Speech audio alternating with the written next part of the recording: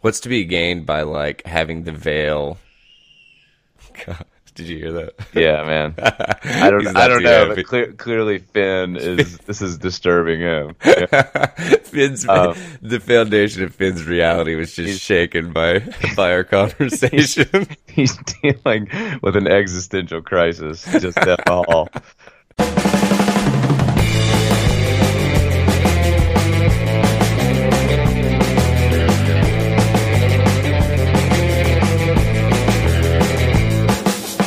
Hello, everybody, and welcome back to the Tether Radio Podcast, the only podcast keeping you from spiraling out into the infinite abyss.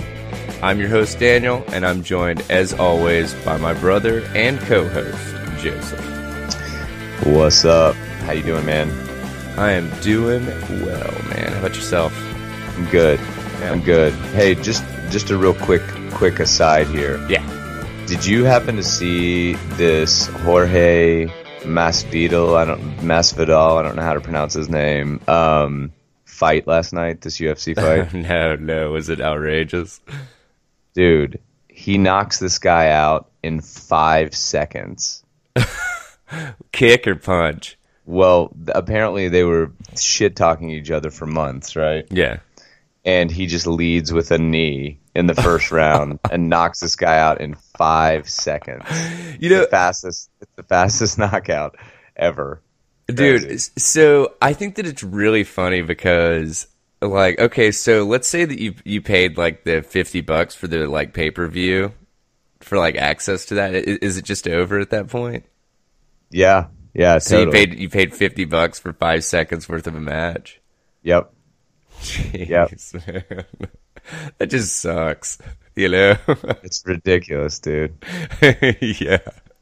It's totally Oh, ridiculous. Very, very ridiculous. Yeah, but anyway, I feel like I was in a UFC match Oh yeah. after After our 5 seconds. July 4th Shenanigans. extravaganza. Yeah. Yeah, that So- was a so- a day of family fun for sure, man. Yeah, Joseph and I went up to, we met up with a bunch of family up in Virginia and went out on the lake. And I was quickly reminded that I'm no longer a spry, 20-year-old. A spry youth. Yeah, exactly. Wait, is this your arm? Yeah, like I literally like so my wife Megan and I got on or we went inner tubing after multiple adult beverages. And we were both very competitive, so we went best out of three who could hang on, and our little cousin was pulling us. And he knows how to bring the damage, dude. Yeah. And I hung on a little too long, and now my left arm is like completely fucked up. So, yeah. But I consulted with one of Megan's friends, that is a physical therapist, and she's like, it sounds like maybe it was just kind of overextended. You know, you probably didn't like tear anything. Just, basically, I'm just gonna have to go through some painful PT to make sure I don't like lose my range of movement, kind of shit. So, but That's ridiculous. needless to say, my ass will be in the boat viewing it next time. So, Leave it to the young bucks, man. exactly, man. But it was a blast. We had a great time. So, the little one got to go off of a houseboat slide at 20 months, so that was pretty awesome. That was ended up being a good video. So Yeah, dude. That's awesome. Yep. That's awesome. Yep. By the way, he was wearing a life jacket and being held by me and basically handed off once we hit the water to Joseph. So Yeah, it worked out. Yeah. It worked out. We got it done, man. yeah, So yeah. so anyway. yeah, man, this has been a week full of interesting notes, crazy international stories and all that. We try to kind of, seek out the I don't want to say fringe, but the things that aren't the headlines. But Yeah. so we've got an interesting. We don't want to deny that the earthquakes in California have been crazy. We don't want to deny Iran's enrichment program is crazy, but we're gonna stay the path, man. Yeah. Stay the path. All right. So what do we got here? So, actually, wait a second. I forgot to reorder or put these back in the correct order. Let's see. Let me switch these real quick. Sorry, listeners. All right. You're just shuffling. Yeah, I'm just shuffling stuff. We're good. All right. So, Joseph, let me pose a question to you. Have you ever tried to go down a path in life and you didn't feel like you were getting the full support of your significant other? Yeah. Plead the fifth on that. Well, I pulled this one from News Channel 5 out of Nashville. Woman assaulted by man for not supporting him in his sorcery. So... And this dude really does look like a level 9 wizard, so whatever that is. But anyway, so this guy, a Shelbyville man, was arrested and charged with domestic assault after he got mad at a woman for not supporting his sorcery. So this dude, Gregory Moore, was down by the river at Fisherman's Park.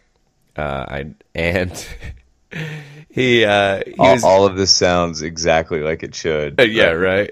And he was doing sorcery, and he got upset with the woman that was with him because he said that she was messing up his ritual. Okay. So he got kind of heated, and he's like, "All right, let's dip for a little bit." So.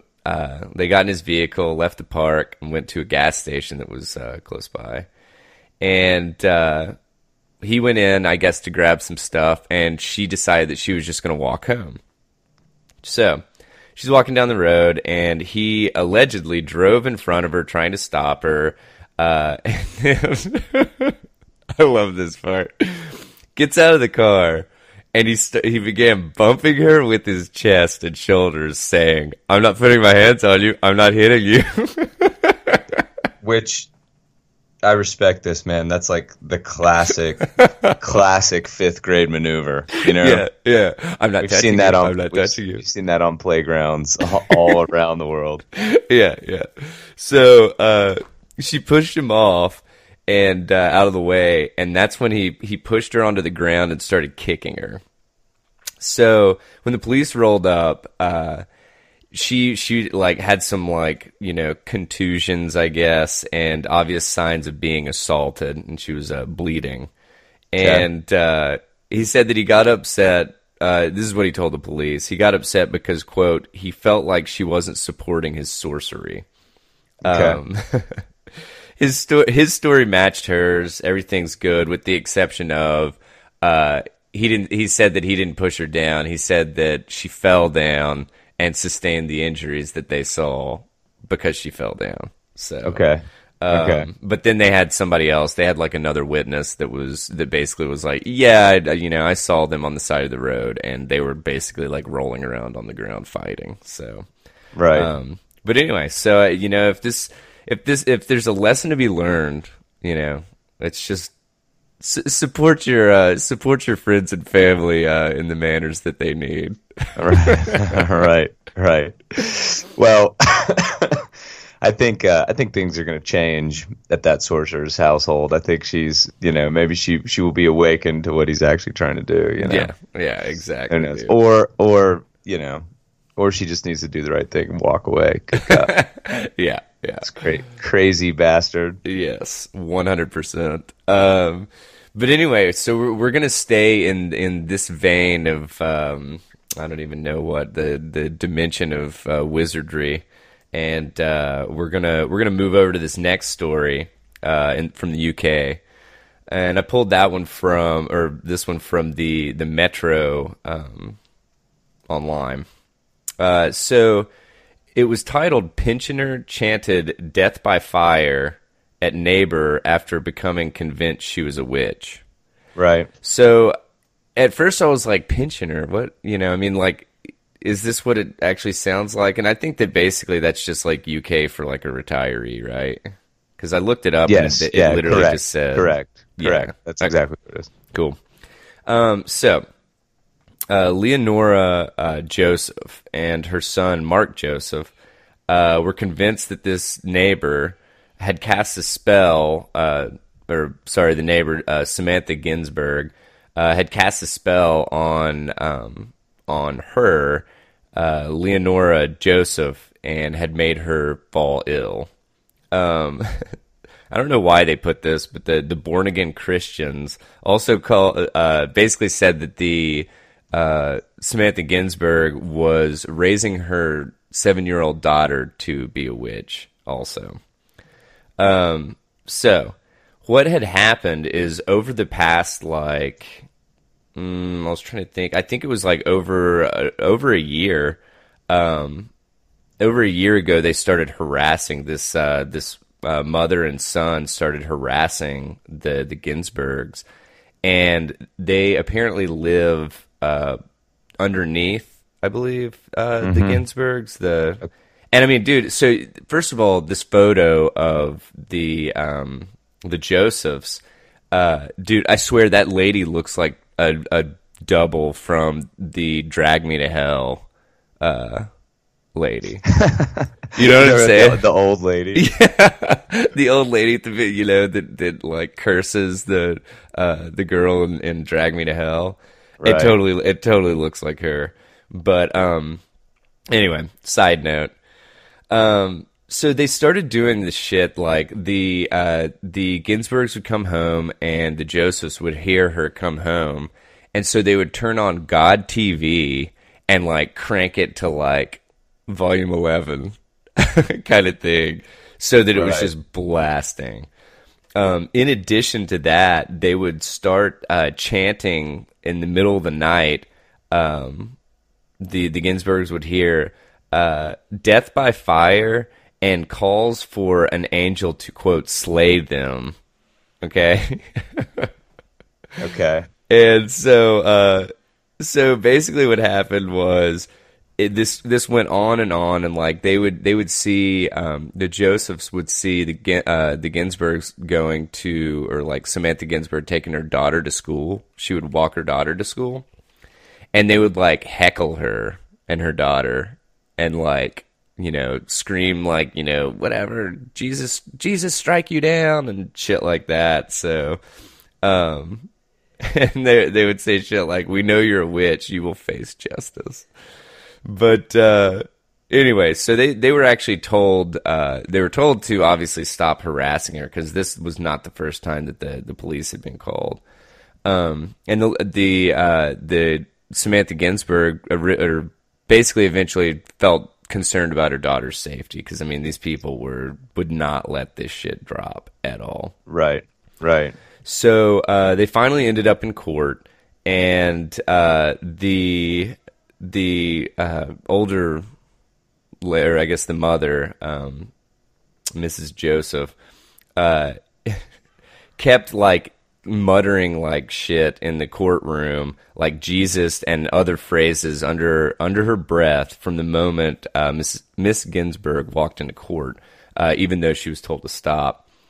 And so finally, after she basically said "Jesus killer," the district judge was just like, "Screw it, dude, get out of my courtroom," kind of thing.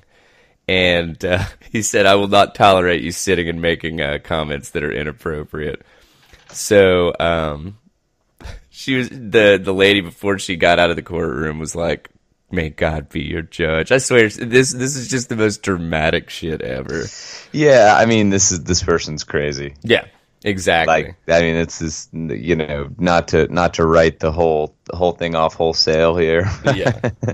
This is just a crazy fucking person. But So, yeah, so you know, they ended up having some like psychiatric reports drawn up about him and stuff like that, and so they basically just leave the article at the end as just kind of open ended because they're still on trial, trying to, I guess, figure out what's going to be done about all this shit. But well, yeah, man. Well, we shall see. We Yeah. shall see. Hey, Yeah. you just reminded me of something, by What's the that? way, in this article. Have you seen the previews for Midsummer? yeah, like Sommar. Yes. Yeah, That looks good. It looks really good. Wasn't it? I think the same director from Hereditary. The same director. It's Hereditary. Yeah. And it's gonna be a banger, man. Yeah, dude, it looks really good. Yeah, for sure. And there's another one that's supposed to be coming out. You just reminded me when we were all this witch and sorcery chat. Yeah. But there's another one that's supposed to be coming out that's like a western. Have you read about this one? It's like these cowboys or these like bank robbers from the Wild West, or whatever, the late 19th century, like rob a bank. And then they go to this town, and there's like the horror film around that. Seems pretty cool. Little genre mixing, Yeah, But that sounds vaguely familiar. The cowboy movie Yeah. that you're talking about. You don't happen to know the name of it, do you? I don't. I'll try to. Give me 2 seconds. Hang on. Yeah, no, you're good. Let me see. But yeah.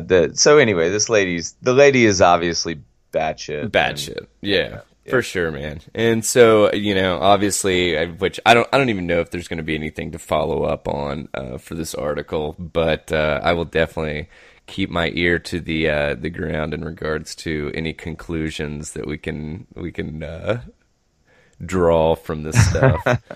But I can't. I wrote it down somewhere, and I'll see if I can find it. But yeah, I read just a brief take on the cowboy horror movie, and if I can remember to find it by the end of the podcast, I'll get it over. But yeah, that works. I'm excited about Midsummer. That's gonna be a good one. Yeah. Oh yeah, dude. I think the same. Okay. So Yeah, dude. So okay, so dig this. So we're gonna do a slight departure here. So this next article is about a company called and I lost the name of the company. Here we go, Podshare, right? Podshare is a startup company, and at 6 locations across LA and San Francisco. And what this company does, and I just had this this really obvious observation right before kicking this article off. But what this company does is they provide bunk beds in a space. Okay, so 10 to 15 bunk beds per location, and so for $35 to $50 a night, each tenant gets his or her own desk, locker, shelf, and personal TV, right? So here was my really, really obvious thought. Like, the reason that we pulled this article in the first place was it said, would you pay $1,200 a month for a bunk bed in a shared space, right? yeah. And so as I read through this article, I kind of blazed through this article and did a little bit of research, and I was like, oh, okay. That's interesting. $1,200 to live in this like communal shared space. Yeah. It's a fucking hostel, dude. Yeah. I mean, that's really what it is. It's Yeah. just a hostel. This is nothing new. The only difference between that and a hostel is the fact that, I mean, fuck, dude, aren't hostels like $5 a night? I mean, but not in the U.S. Yeah, true. Like true. Have you I mean, stayed in hostels in the U.S.? I have, yeah, in Hawaii. Yeah. In Hawaii, yeah. And so, and there are hostels, and in most major cities have hostels. Yeah. And it's just, this like hostel living is you can have a private room, or you can have, a shared room, Yeah. or you can have like, a private room with shared bathroom or whatever. Yeah. So anyway, this article is slightly misleading because the beds can be rented from 35 to $50 a night, Hmm. but that most people that are in these beds, it's just kind of a new take on a hostel, right? Yeah. Well, because really, the hostels in the U.S. aren't really viewed as positively as like in Europe and in other countries, Yeah, right? yeah, yeah. I mean, I think it's just in other countries, like, the people traveling internationally, Hmm. it's kind of, you know, I guess more of a thing. You know what I Yeah. mean? Like Yeah. in Germany, it's pretty common for, there to be a ton of other international travelers. Not that that doesn't happen in the U.S. It does, but it just seems like that there are, excuse me, the options are kind of stark, right? Yeah. Like you've got, hotels that are $100 a night, or you've got hostels that are like, 20, right? Hmm. And so in the U.S. though, it's like you could also do a Motel 6 or whatever, right? Yeah. Which is like $50 a night or something like that, Yeah. $60 a night. So anyway, but this is interesting because I just looked this up. Not that we don't know this, but it's just Yeah. it's a crazy thing to think about. So rent in Los Angeles and San Francisco, right? Yeah. Are you looking at this article? Yeah. Yeah. I'm looking at Okay. it. All right. So I was going to get you to guess, but you're already looking at the Oh article. well, no. I mean, I You haven't want to take looked. you want to take a stab what a one bedroom, the average for a one bedroom in San Francisco is? Jesus. 1,500.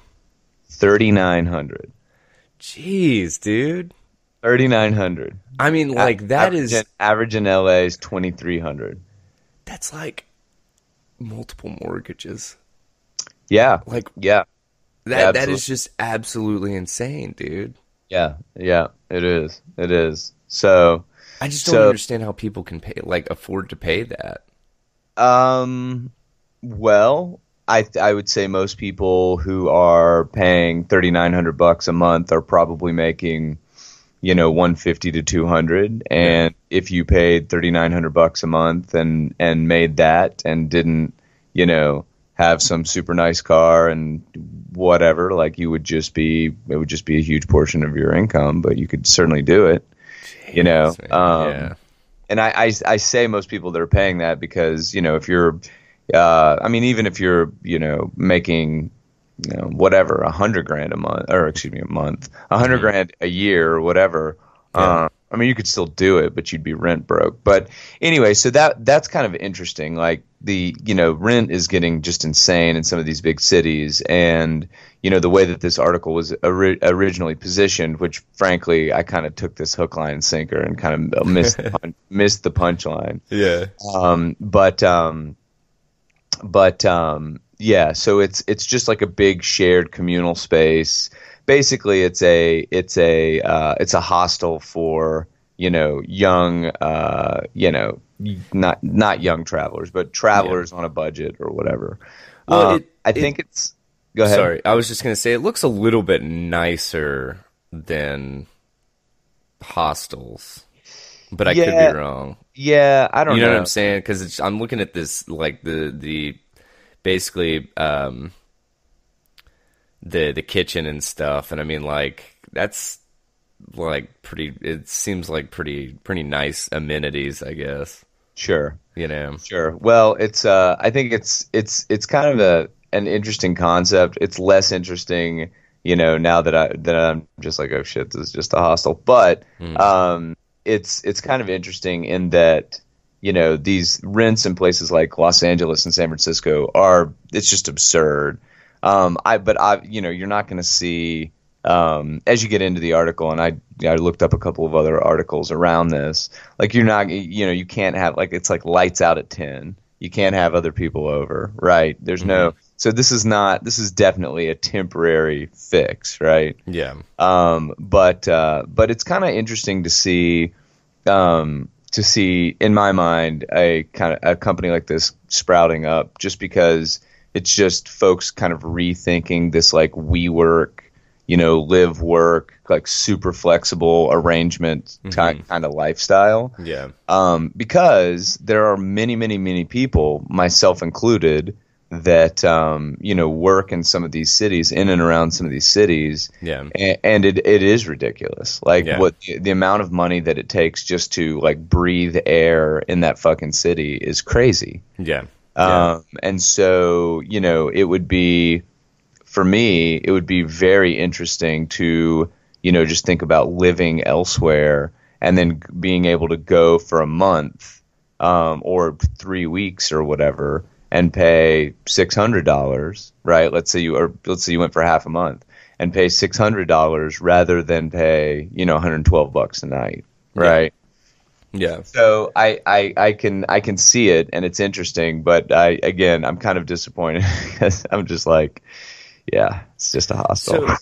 Well, yeah, but so honestly, it seems like their like target market, or I guess that would be what it's called.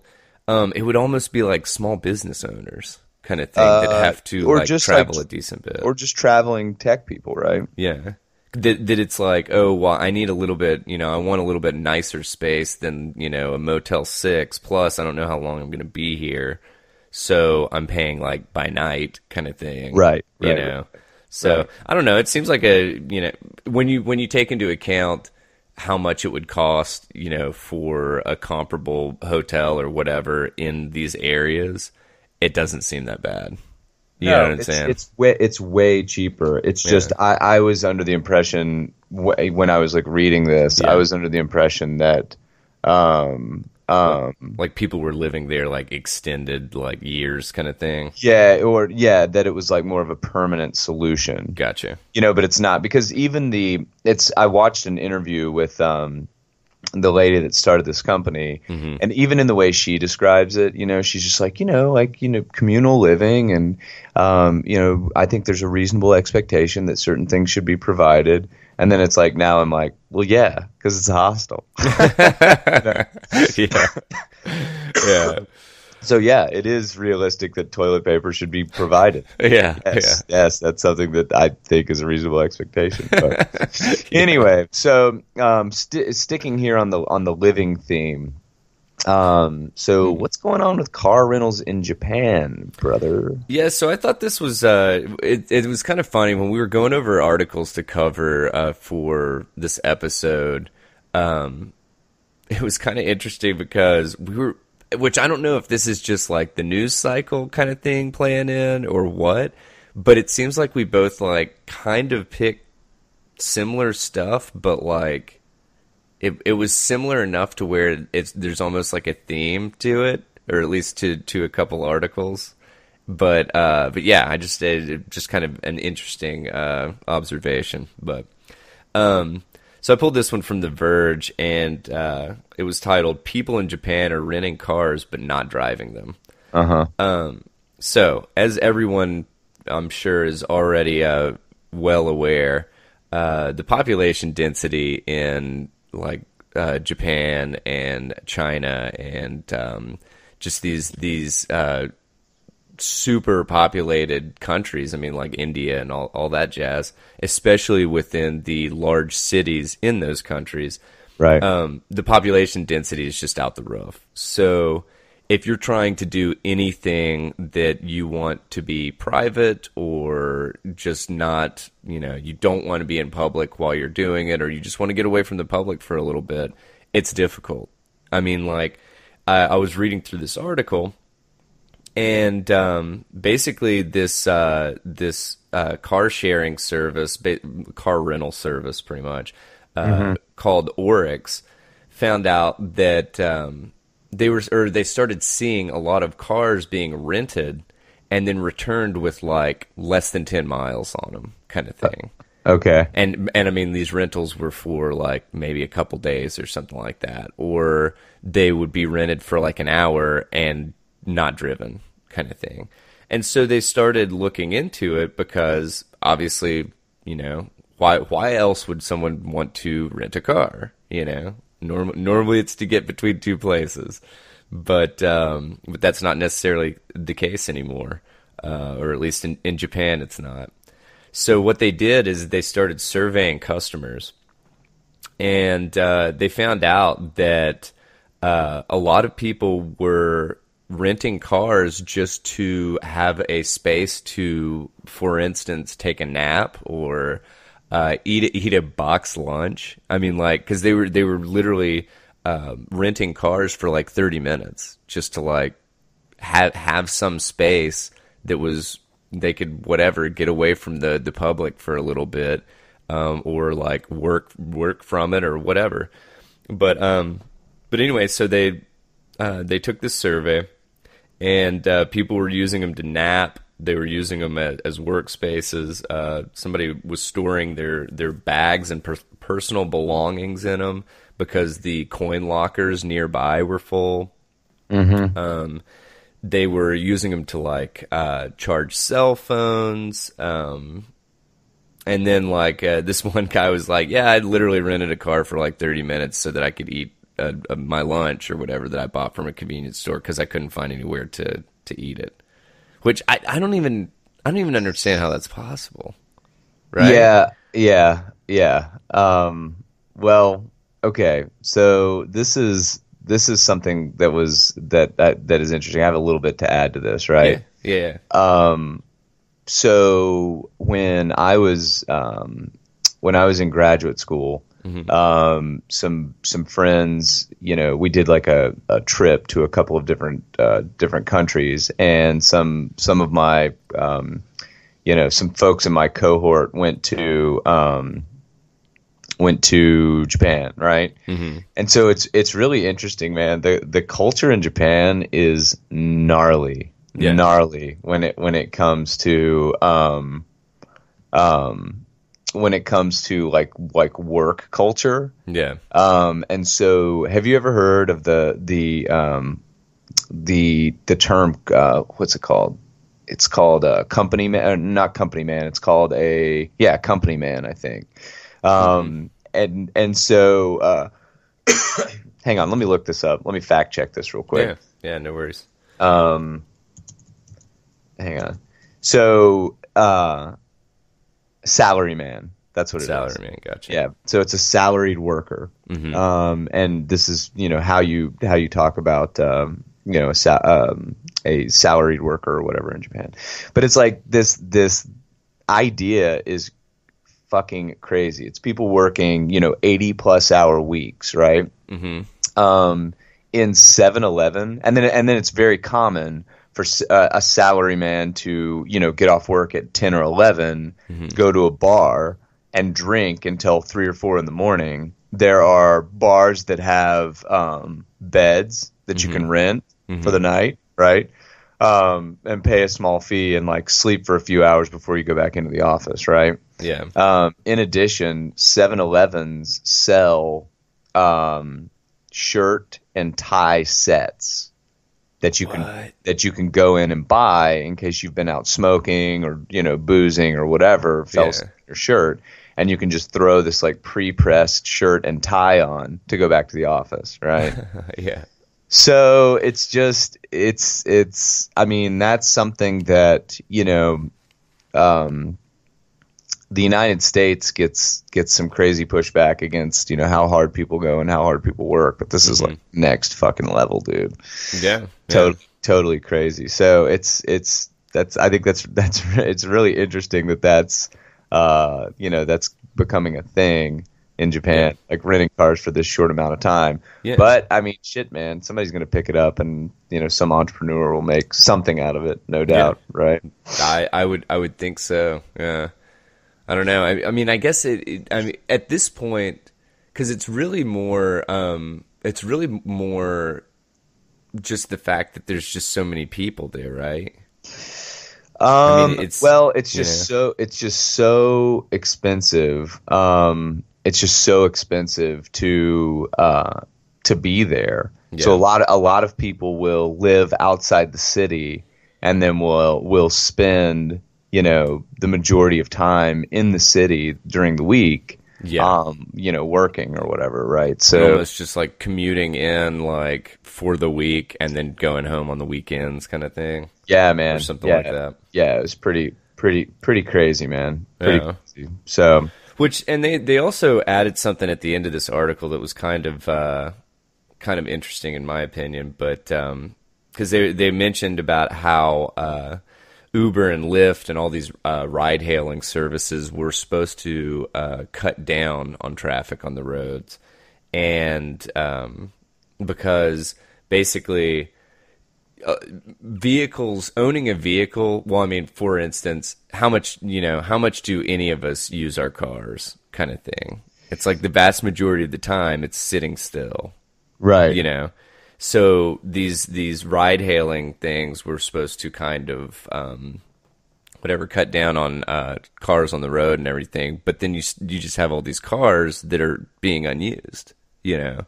yeah, So it is kind of interesting that people are actually or finding out some way to utilize a parked car kind of right, thing, you know. right. But just an interesting side note.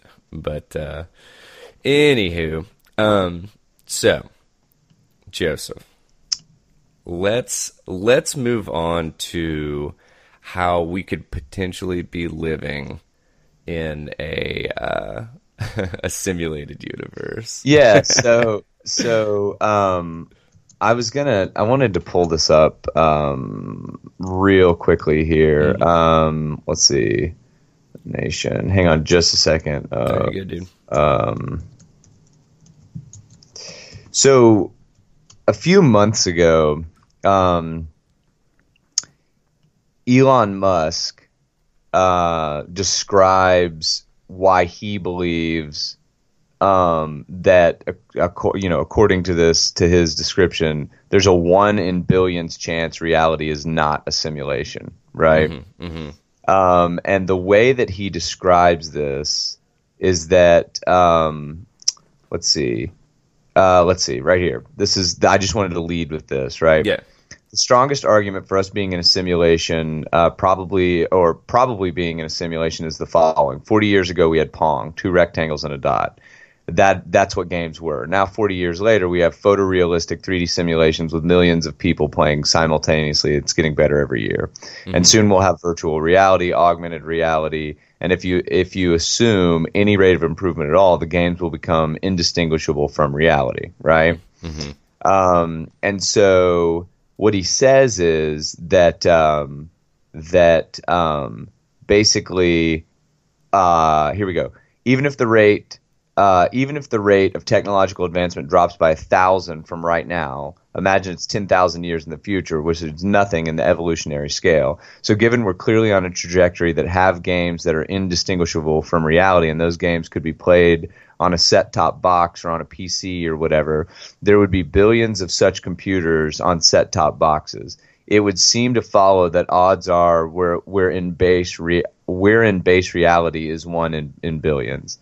Tell me what's wrong with that argument. Is there a flaw in that argument? That's what he says, right? So he's just saying, like, this advancement could have already happened, right? And we're just not aware, kind of and thing. we're just not aware of it, and thus we're living in this projected reality, right? So what this article says, this article is from a section of NBC News called Mock, right?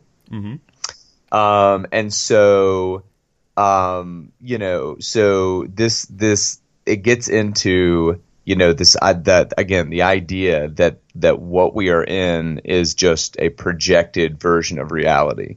And so the article goes through how we might be able to test for this, right? I thought this was really interesting. And so one of the ways that we might be able to test for this is if we can look at a small enough what's the word I'm looking for here? A small enough kind of portion of our reality, right? And that turns out to be pixelated at all. Then we could deduce, or excuse me, we could extrapolate that all of what we see is this pixelated projection of reality, right? Yeah. Yeah. So let me see what they let me see how they. Okay, for example, here we go. More realistically, physicists have proposed experiments that could yield evidence that our world is simulated. For example, some have wondered if the world is inherently smooth, or if at the smallest scales it might be made up of discrete chunks, a bit like the pixels in a digital image. If we determine the world is pixelated in this way, it could be evidence that it was created artificially. And so this is kind of some of the exploration that's happening, around this, right? But one of the things that then, this, like, you quickly segue into a conversation about whether or not, the world is, this reality is simulated. Like what effect will that have on people, right? Yeah. Like if they found out that the world was simulated. Yeah. I love this shit because to me, I mean, it is just mental masturbation to a certain extent. Yeah, totally. But the thing that I think is really, really fascinating here is that we just, like, insofar in what we've been able to understand about the world around us, right, at this point. Yeah. Like, we think that we are on a self-contained sphere that allows us to survive, right? And if that sphere, stopped being what it is, we would all die. And there's no way for us to kind of project at current, for us to project past this contained environment we live in. Yeah. By the way, this contained environment is circling around, again, based on the best information we have, a star that is dying, right? That is burning. And that is in infinite space-time. Yeah.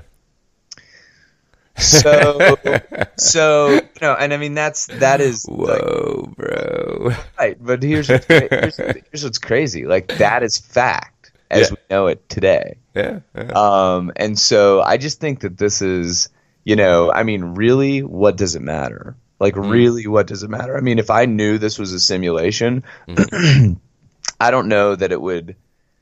I mean, what would you do about it? Well, and that's the thing, dude. Is because it's like it doesn't really change a whole lot, I guess. Because it's like, okay, for instance, and I noticed that they of course harkened back to the 1999 blockbuster The Matrix at the beginning of this article. But it's one of those things that, like, okay, if it is such a real simulation, and I'm going to use The Matrix as kind of an example, that it's like if you die within it, your brain basically follows suit, kind of thing. Right. That it's like, what does it matter? Well, thing. You know what I'm saying? Okay, so let me ask you this: Okay. if you knew this was a simulation, all of it was a simulation, and you could take the red pill, right? Would you? Probably not. I mean, if you knew for a fact it was a simulation. Well, so my thing is what's to be gained by that? What's to be gained by, like, having the veil? God, did you hear that? Yeah, man. I don't know, but clearly Finn this is disturbing him. Yeah. Finn's the foundation of Finn's reality was just shaken by our conversation. He's dealing with an existential crisis just at all. No, I mean, so I would. Okay. You wouldn't even have to think about it. I definitely would. Uh-huh. Because, like, I think that. So that would mean, like, literally, I'm assuming that would mean leaving everything that you ever. Correct. Yeah, correct. Behind, kind of thing. Correct. And not because, like, I don't love or care for the things that are here, right? Or, like, whatever. But yeah, I'm picking you up loud and clear, AO. Yeah. A don't you red pill? Why don't you take the pill that says "fuck you"? Why don't you take the cyanide tab, you Yeah. Why asshole? don't you keister the "fuck you" pill? How about that? Um, put it in your prison wallet. So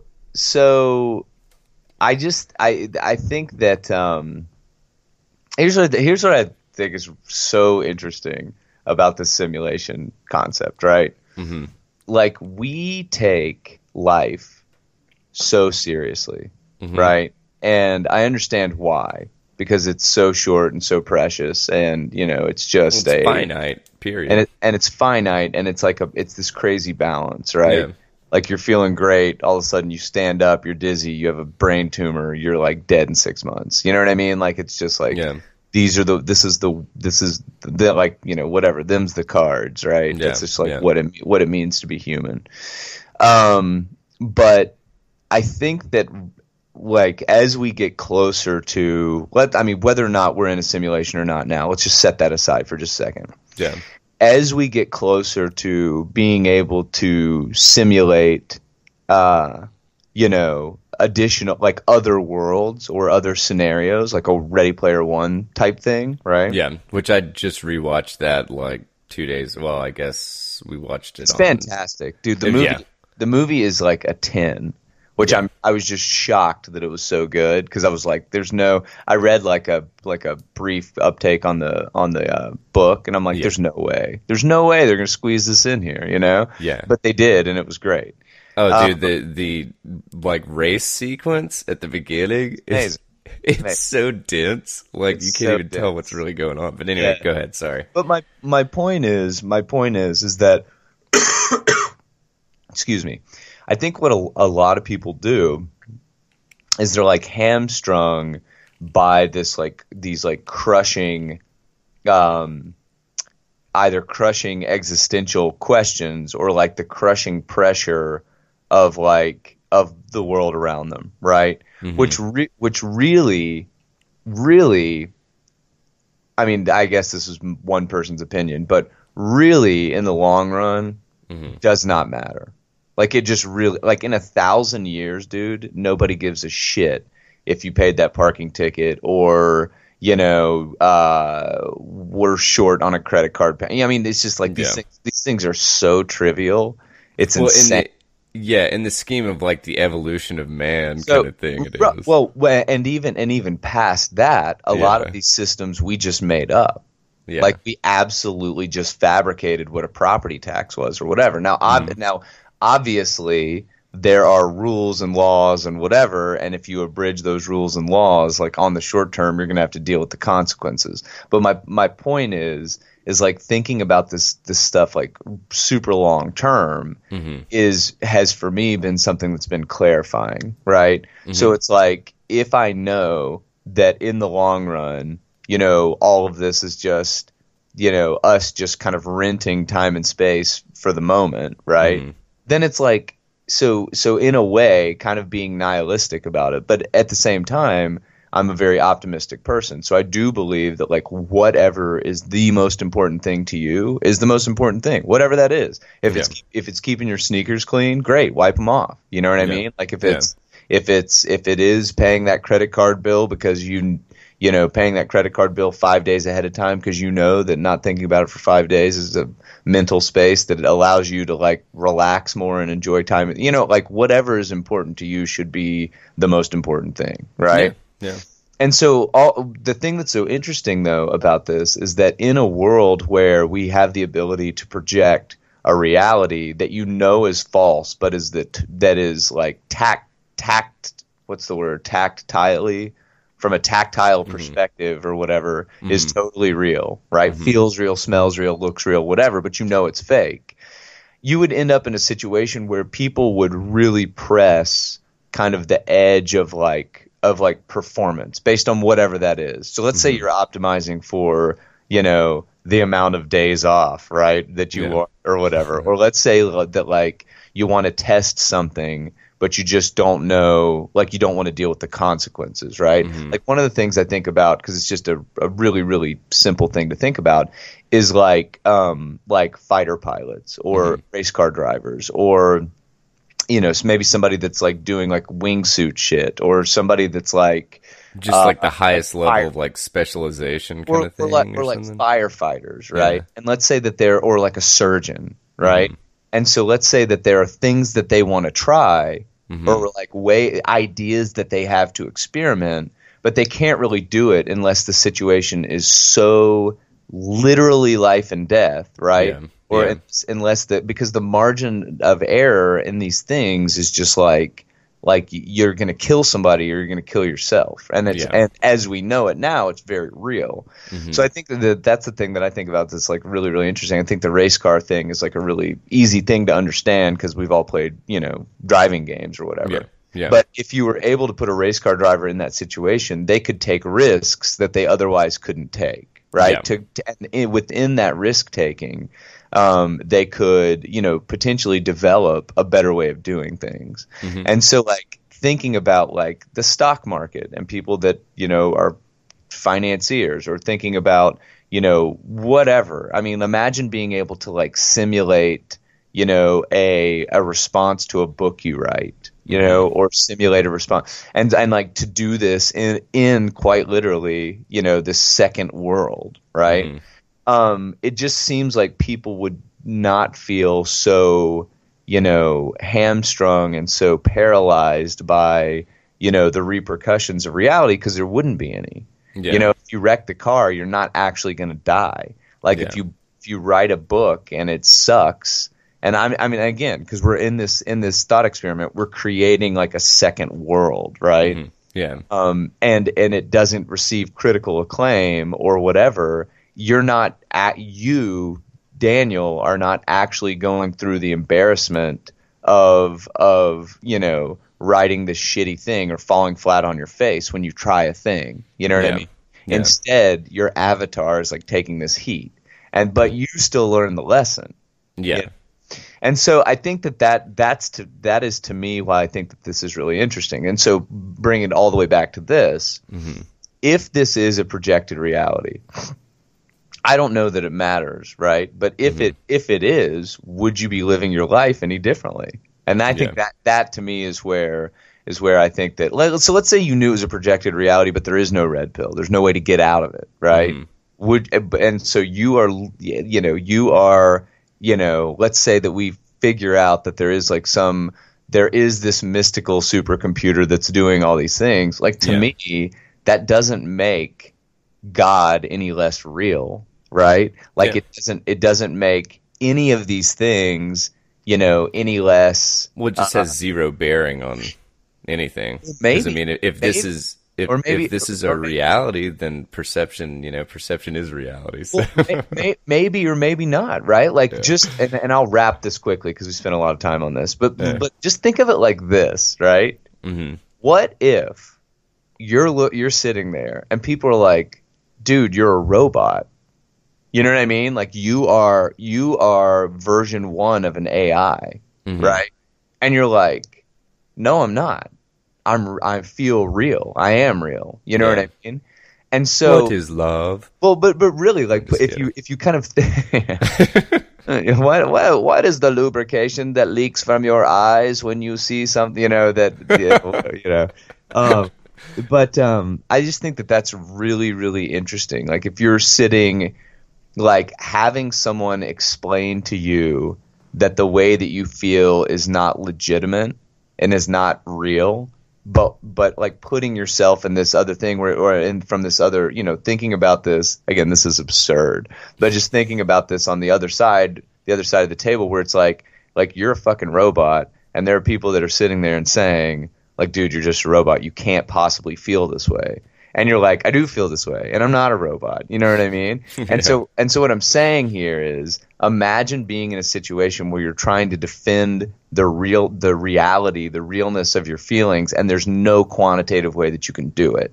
Yeah. You know what I mean? There's nothing that you could possibly point to convince somebody else that you're not a robot, and maybe you are maybe you are a fucking AI, Well, right? it's But it's my point is that self-awareness, like, what does it matter at that stage? It doesn't yeah. mean that your belief in God is any less real. It doesn't mean that, like, your family is any less real to you. And so like in that kind of mindset, like it just seems like that this is, at least for me, this is kind of where I've arrived at it.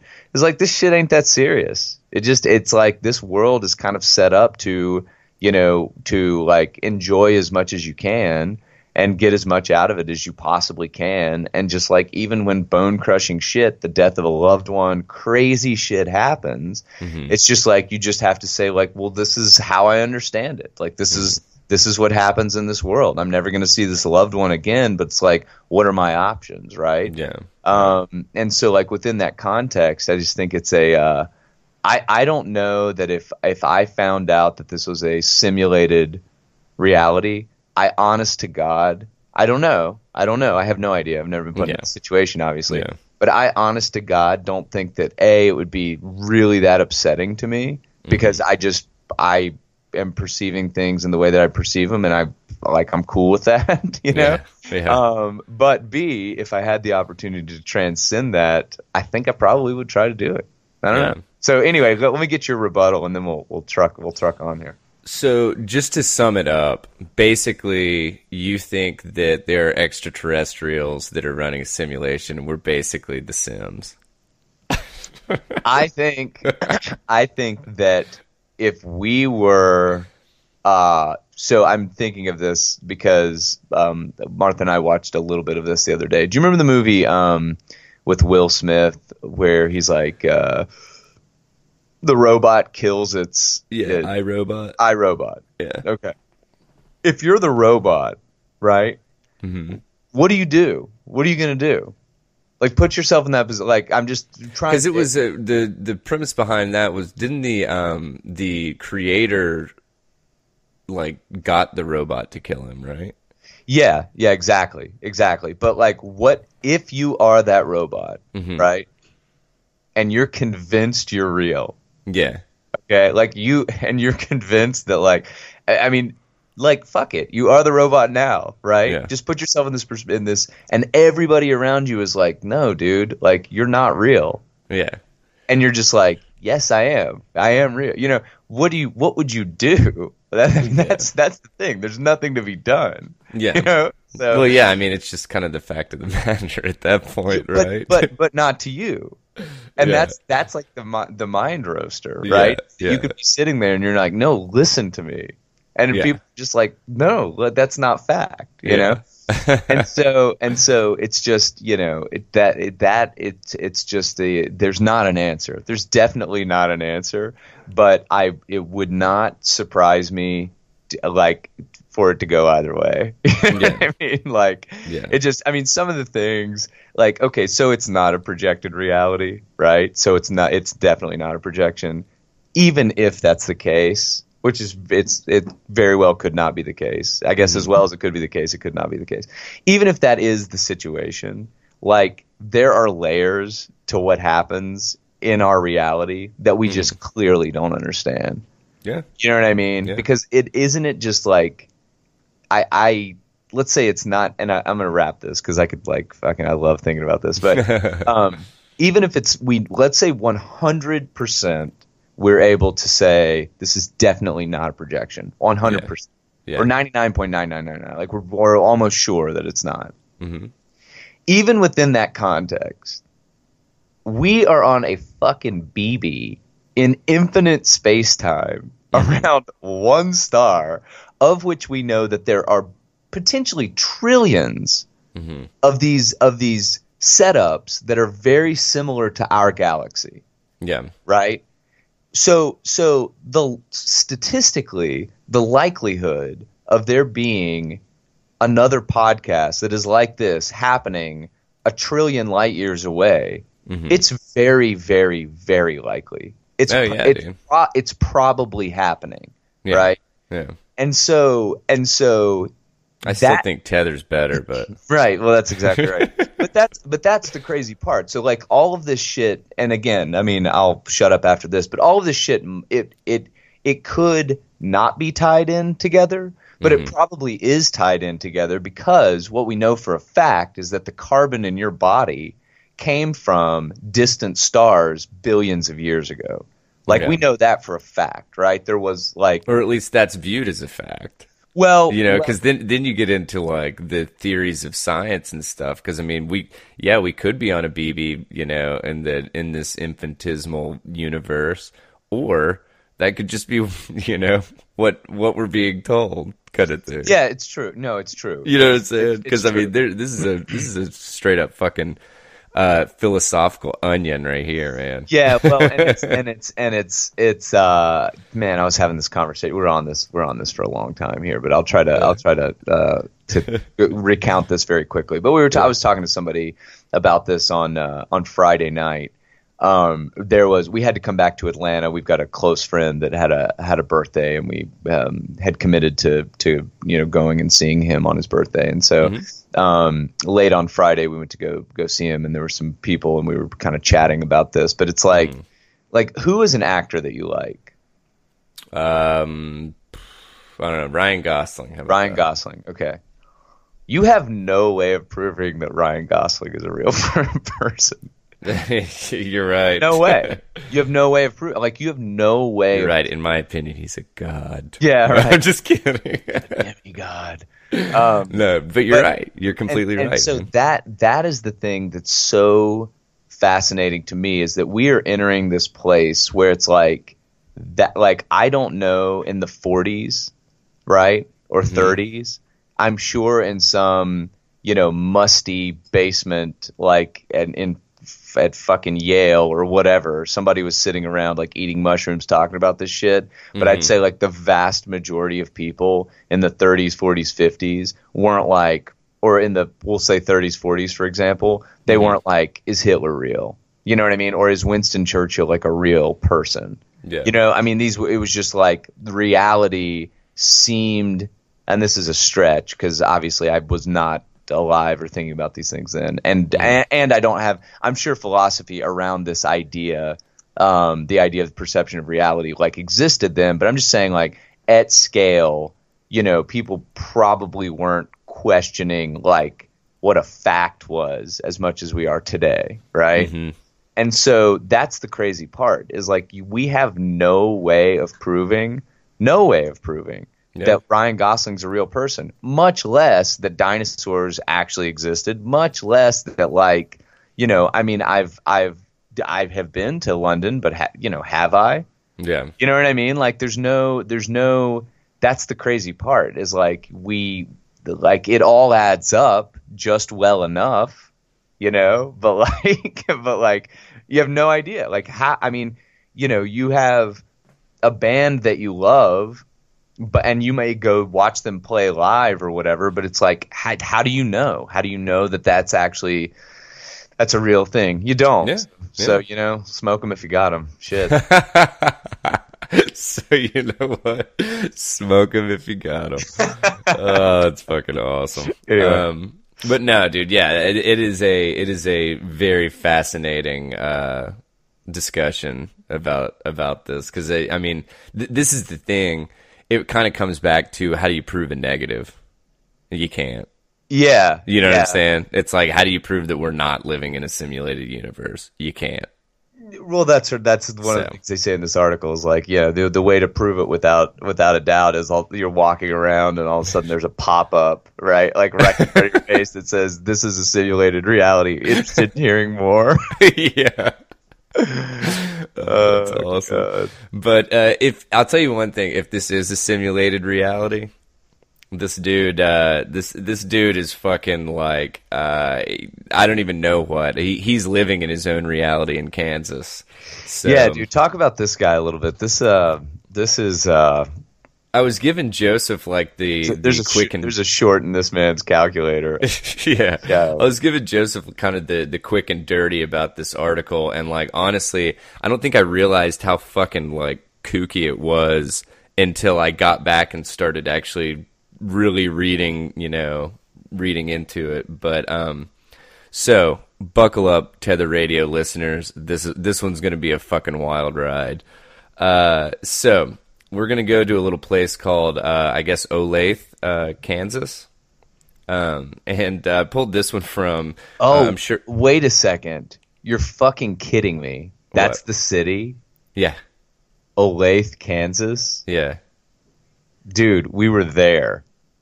Oh, really? Yeah. Oh, that's Yeah. We hilarious. were in Lacine, Kansas, which is right Oh, outside of Olathe. oh, no shit. Yeah. That's hilarious, dude. That's funny as shit. Well, so anyway, so I pulled this one from Cron.com. I'm sure it's extremely reputable, and that's probably also why the way this is written is kind of crazy. So you're gonna have to bear with me. Man found with dismembered wife gets 9-year prison sentence. So the interesting thing about this is he didn't get the 9-year prison sentence because his wife was dead. Okay. Like, it's completely other charges. So he was picked up at a Kansas storage unit with his dismembered wife's remains and two of their children, and basically went to trial and was sentenced to 9 years in prison for, let's see, sexual exploitation of a child, as well as misdemeanor counts of child endangerment and contributing to a child's misconduct. Now, all of these sentences that he received, or I'm sorry, all of the, my God, what are they? The counts of that he's being sentenced for Right. did not involve his children. Okay. So what happened was, I think that because they kind of leave this out, and I'm assuming what happened is he was under investigation for his wife's death. And in order to help with the investigation, he said that they had access to his phone so that they could figure out what the fuck went down. And on his phone, they found, let's see. On his phone, they found photos of teenagers, like promiscuous photos of teenagers on his phone. Okay. So he's getting charged for that shit because of that evidence. Now, taking a step back, this dude, they went to, him and his wife went to, I believe, Missouri. Yeah, Kansas City, Missouri, and where she was giving birth to a child in the hotel. Okay. She supposedly died giving birth to this kid back in October 2017, okay? So, and the other thing is they don't really have, I think this was just almost like a recap story, because, I mean, like, all of these dates are pretty far back there. But anyway, so she was giving birth, and she died. So, he decided to take her body or attempt to take her body to Arizona for some kind of Native American ritual thing, like that her body would be burned, and some kind of ritualistic thing. So in order to do that, he took photos with his kids and their dead mom's corpse, okay? Then he proceeded to dismember the body in the hotel bathtub, all right? And he takes the dismembered body and puts it in a red cooler, like a red, like, wheelie cooler or whatever. Okay. And so He had told him once he got picked up, because they saw him walking in the hotel with the cooler, and like once they went to the storage unit, they were on him to the point to where they picked him up at that storage unit, and they started asking about how his wife died, and he told some people that his wife died giving birth, and then he told some people that she killed herself. Okay, well, the coroner couldn't come to a conclusion as to how she died, because she was dismembered, and I'm assuming probably once a corpse is dismembered to a certain extent, all bets are off, kind of thing. So anyway, so they were like, so why in the shit would you dismember your wife's corpse? And he was quoted as telling the police, "What was I supposed to do? I wasn't going to leave mama behind." So I mean, this dude, This dude is fucking like crazy. Okay, so rewind a little bit more. This guy was actually under investigation for the murder of Sean Ty Farrell, a Palm Springs, California guy. Okay, apparently, like they went out. Let's see, what was it? They were vacationing together, and he disappeared, and they haven't found his body. But when Ray was involved in an accident, Ray is the whatever, the guy being charged with all this stuff. They looked at his in his trunk, and there were like blood. There was evidence of blood. Well, they tested the blood, and it was positive for, or basically matched up with Pharrell. Okay. But Ray told everybody that he died of natural causes and that he burned him in Arizona in the same type of ceremony he planned for his wife. Right, right. So, I mean, dude, this shit is just like so fucking far out there. And he was just talking about how he was quoted as saying, "My children had not been in any danger. I'm not a murderer. I never abandoned a corpse, never lived in a storage unit or facility. Never looked up or screenshot child porn, but I did dismember a dead corpse under religious views." And so that's kind of where this story wraps up. Is that he's not during the trial? They didn't even like examine him in regards to anything other than the photos that were found on his phone. So he's been sentenced to these 9 years, and I guess it's one of those things that I guess nobody's going to, it's not going to be investigated anymore because they literally say nothing other than dude's going to prison and we'll have to register as a sex offender, you know, any in the next times that he moves or whatever. Right. But just, I thought that was a fucking absolutely insane story. And I thought it was at least mildly entertaining in a somewhat morbid way. Dude, I mean, God, this is, you know what I'm saying? Maybe it's not a crazy segue, dude. Maybe it's not a crazy segue because it's like that. I mean, you know, whatever. Yeah. Person is living there. That's what they're doing. You know, Yeah. It's crazy. Yeah. Crazy. No, exactly, dude. But it's I would 100% recommend everybody actually look this shit up or check show notes or however you'd like to get the info, because dude, it is just a bizarre fucking story. And I'm not gonna lie, the only photo of this guy, Justin Ray, he looks kind of crazy. Yikes. He's got a in the photo, he's got literally a brown grocery bag full of like court documents, and then he's just kind of like looking off behind him. He just looks like such a weird dude. But yeah. So anyway, I feel like this might actually be a decent segue into this next one. Right? Yeah, absolutely. So why don't you tell us about the perks of being a psychopath? So this comes from Psych Central, which is a psychopath blog. No, I'm kidding. No, it's a website for psychologists, right? Mm-hmm. But it talks about just what being a psychopath actually means, right?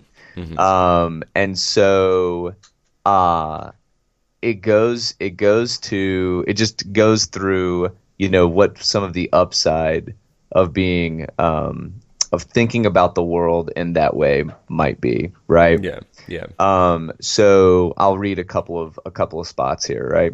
Sure. So this is in a psychiatry on the psychiatry blog. So some of this are let's see, how does Psych Central, I don't know how they describe it, but basically that's what it is. It's like a for psychologists and psychiatrists, it sounds like. Gotcha.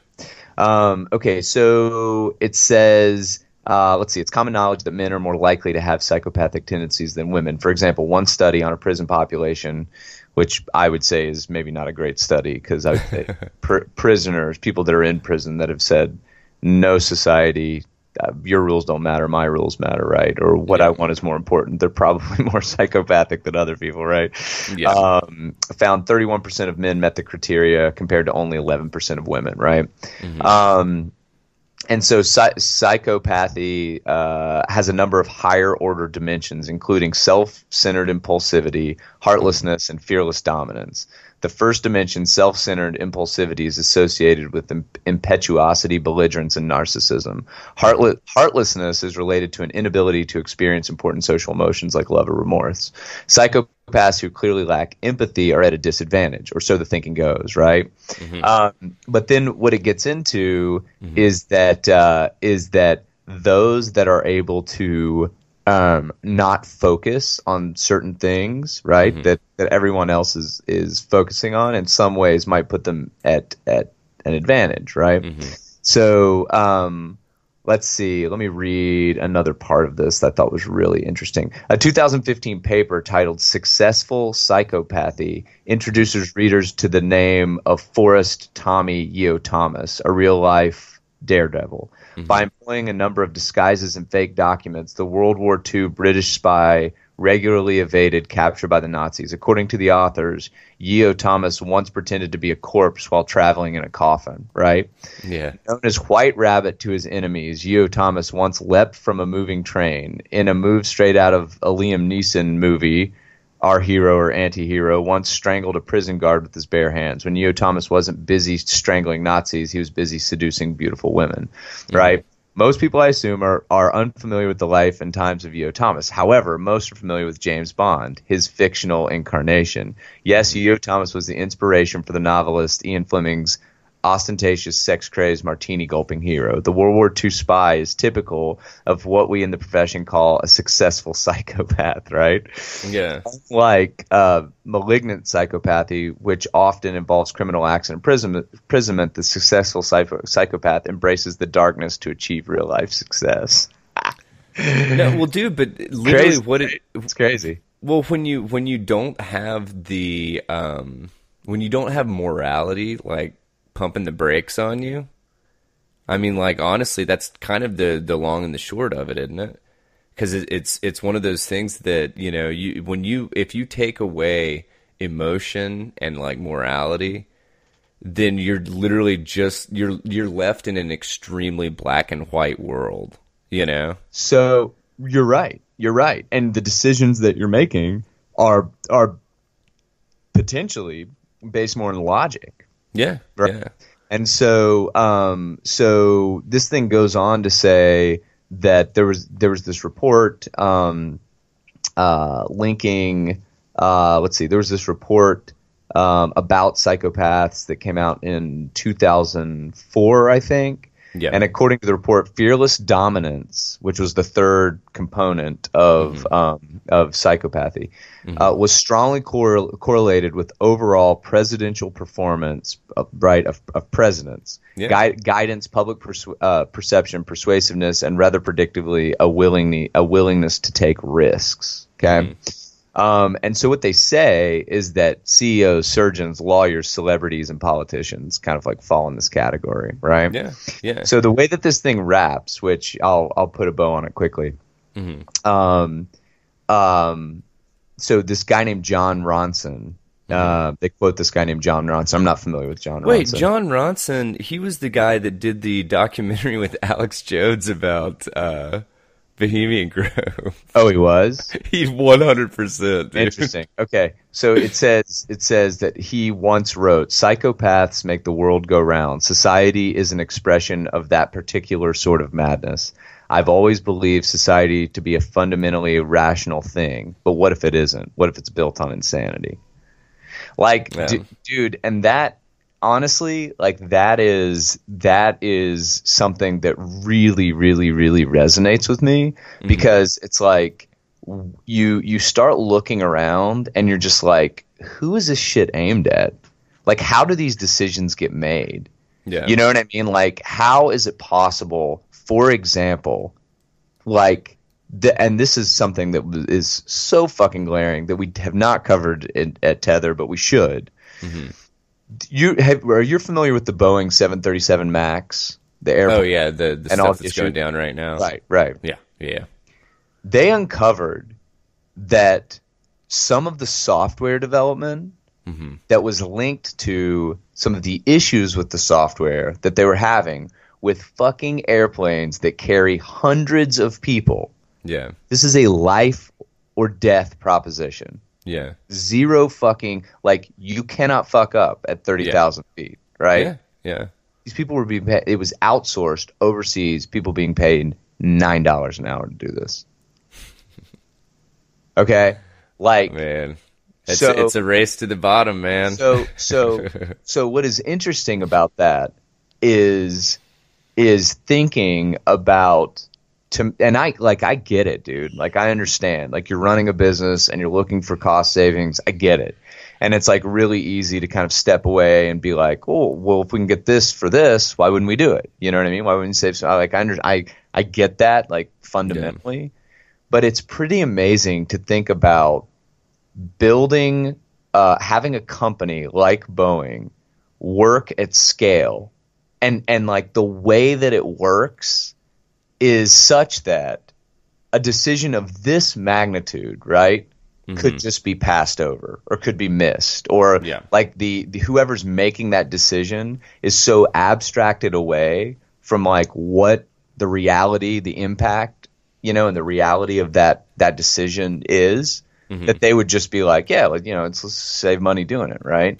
Yeah. And it's like, and now you've got, you know, a situation where, you know, Boeing is you know, out billions of dollars for this, but it's just like that. It just seems like that's like one example, right? But then you know, you think about recalls, right? Like, you know, baby, like a baby, fucking, you know, swinger thing, right? Well, for newborn. Did you see all the stuff with the like Johnson and Johnson? Exactly. Dude, exactly. You know, the baby powder that basically it had like asbestos in it or something. I mean, that's exactly it. And so you just start looking around and you're just like, dude, mortgage-backed securities. I mean, another fucking catastrophe.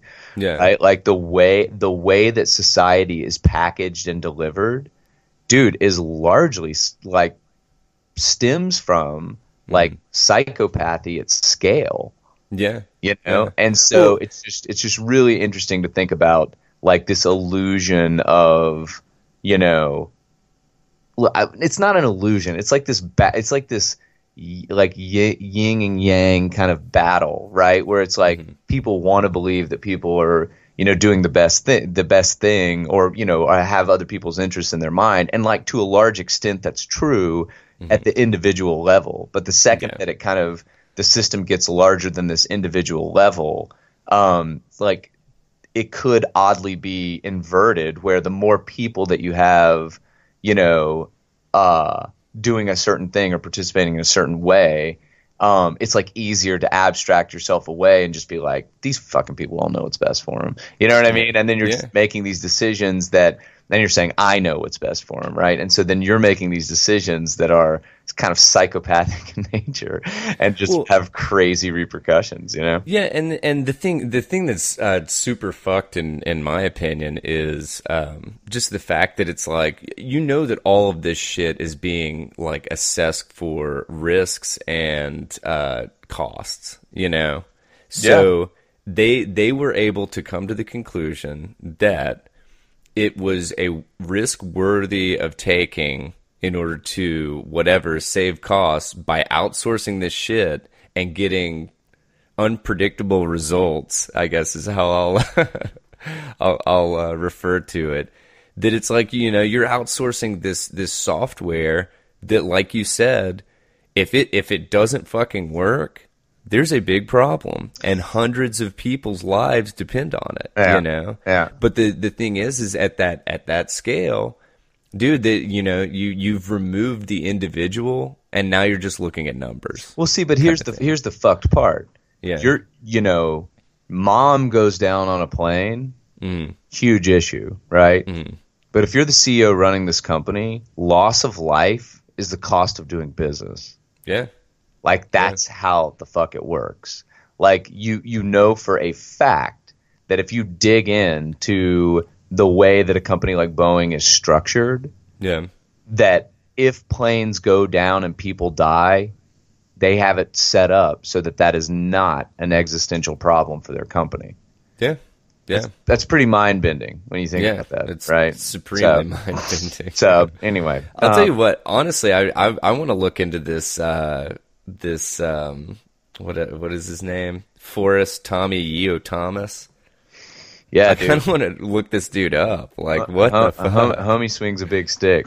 Yeah, for sure. right. So, hey, just one other quick note here. A book that I'm reading that I just wanted to mention before we bounce off this. But guy wrote it named Justin Fox. I just found this book under the car seat last night and started reading again, and I'd forgotten about it. I read a little bit of it last night, a little bit this morning. Yeah. But it's called The Myth of the Rational Market: A History of Risk, Reward, and Delusion on Wall Street. And it's like really, really interesting because, you know, the lifeblood of most of what you see and know are public markets. Like really most things come back to that, right? And it just gets into how public markets have kind of grown and matured, and, you know, how we think that there is like this system that is in play that works or whatever. And it's kind of just this amalgamation of just shit that is kind of limping along to the same drum beat, right? And it's like really pretty broken, you know? I mean, I'm telling you, man, like when I went to grad school and did work in finance, like directly in finance, right? And like my biggest takeaway is nobody has any fucking clue what's going on. Not like no idea at all. Like the Fed's gonna raise rates or drop rates or whatever, or the jobs report comes in and it's like a booming jobs report and the market drops. It's just like the yield curve, and we can get into this later because we got to wrap here. But the yield curve is inverted fully now, right? Yield curve inversion seems to suggest a slowdown, right? Because what you're saying is like, you know, bonds, or excuse me, not bonds, but no, that's right. Government notes that are, you know, many years down the line are valued less than like immediate investments, right? And so you should be rewarded for having your money locked up for longer. When a yield curve inverts, that's not the reality. Meanwhile, the stock market is booming.